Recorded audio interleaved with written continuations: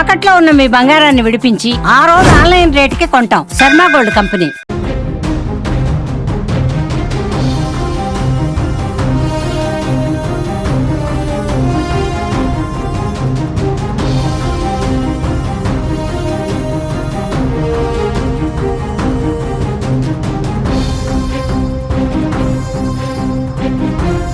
Operation Sindoor success ను జీర్ణించుకోలేని దాయాది పాక్ భారత్ ను దొంగ దెబ్బ కొట్టాలని చూస్తోంది.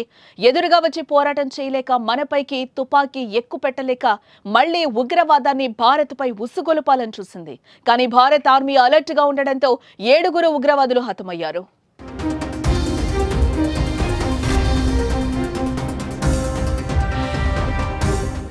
నిన్న రాత్రి భారత్ పై పలు ప్రాంతాల్లో డ్రోన్స్, బాంబులు, మిస్సైల్స్ దాడికి పాల్పడింది పాక్. ఈ నేపథ్యంలోనే భారత నియంత్రణ రేఖ వెంట తీవ్ర ఉద్రిక్త పరిస్థితులు నెలకొన్నాయి. భారత పోస్టులను లక్ష్యంగా చేసుకుని పాక్ రేంజర్లు కాల్పులతో విరుచుకుపడ్డారు.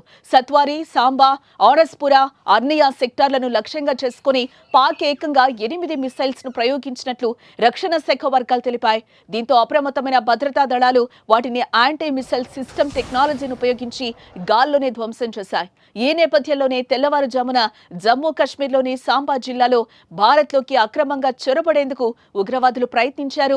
అప్పటికే అప్రమత్తమైన బీఎస్ఎఫ్ దళాలు వారిపై కాల్పులు జరిపాయి. ఈ కాల్పుల్లో మొత్తం 7 ఉగ్రవాదులు అక్కడికక్కడే ప్రాణాలు కోల్పోయారు. సరిహద్దుల్లో పాకిస్తాన్ డ్రోన్లతో దాడులకు పాల్పడిందన్న భారత ఆర్మీ అధికారికంగా ప్రకటించింది.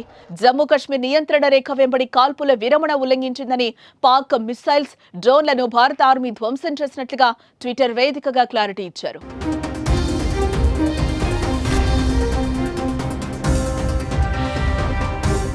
మరోపక్క భారత్, పాకిస్తాన్ మధ్య యుద్ధ వాతావరణం వేడెక్కడంతో భారత్ కీలక నిర్ణయం తీసుకుంది.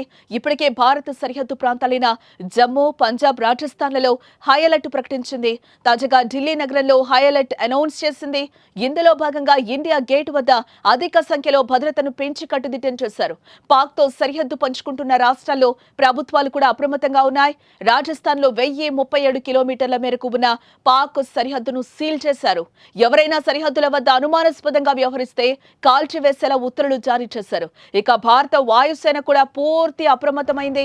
అంతేకాకుండా దేశ రాజధాని ఢిల్లీ నుంచి రాకపోకలు సాగించే రవాణా వ్యవస్థను బంద్ చేశారు.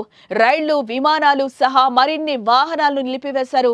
ఇందులో భాగంగా ఢిల్లీ నుంచి జమ్మూ వెళ్లే రైళ్లన్నింటినీ బంద్ చేశారు. వీటితో పాటు ఢిల్లీ నుంచి రాజస్థాన్, గుజరాత్ వెళ్లే వాహనాలను కూడా అధికారులు ఆపేశారు.